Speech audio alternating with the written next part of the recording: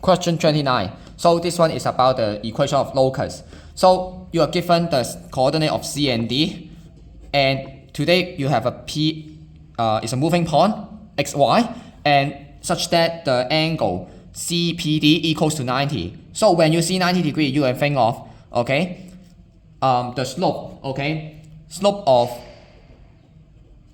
of CP times slope PD equals to -1. So this is method 1. Then you can write down the equation. So y plus 2 divided by x minus 1 times the y minus 2 over x plus 3 will be equals to -1. Okay, so after you simplify it, so you will get the x squared plus y squared plus 2x, and minus 7. So D will be the answer. So when you change the 90 degree to slope times slope equals to -1 and substitute in the CD and also P, you get the equation. This is method 1. Method 2. So method 2 is about some of the concept here. So actually when you see that is CPD is 90 degree, then actually you know the locus will be a circle. So when you know it is a circle, actually A and B you don't need to consider. So next step, what we need to find out is that the angle CPD equals to 90 degree. We can also think about angle in semicircle. So your graph will be like this. Having a circle, this is locus, and then C dot will be the diameter. So for finding the equation of circle, what you need is that the center, the coordinate of the center and also the radius.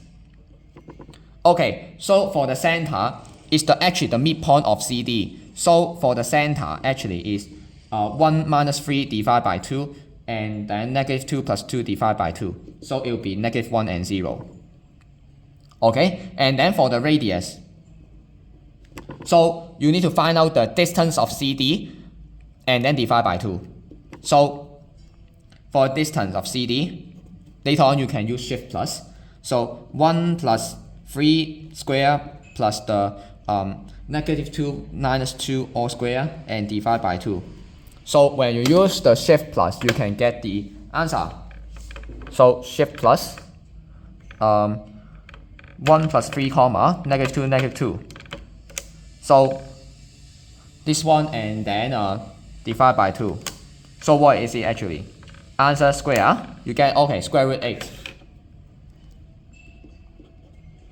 So you get the center, you get the radius. You can use the center radius form. So your equation will be x plus 1 all square plus y square equals to 8. Therefore, when you further expand it, you will get x square plus y square plus 2x and then minus 7 equals to 0. Done. This is method 2. How about method 3? So for method 3, we look at the firstly, we know that A and B is not the correct answer because the locus is a circle. So our focusing point is C and D. But what is the difference between C and D is that they have different center. So after we look at the center, we can directly circle out the correct answer. So actually the center is -1 and 0. So I will use the circle program, and then search for check the answer, which one with the center equals to -1 and 0. So I will use either pi or E and then enter. For example, I check the C first, so I will enter -2, 0 and -7 and then check whether the center is -1 or 0. So let's see. So for me it's program 3. So firstly enter pi or E, so I choose E and then I type in -2, 0 and then -7. So my center is 1 and 0. The center here is 1 and 0. So C is not answer because I want negative 1 and 0. Let's also check the D. Again, program 3 for me. So I would press E. And then I press 2, 0, negative 7. So I get negative 1 and 0 as my center. So satisfied are my condition. I know that the center is negative 1 and 0. So therefore D is the correct answer.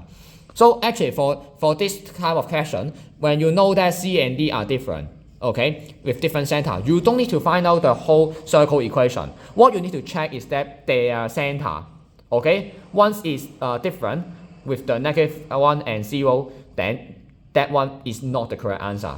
And with some concept, you already can think A and B are not the correct answer. So your job is to just eliminate the wrong answer. Then the last one will be your correct answer.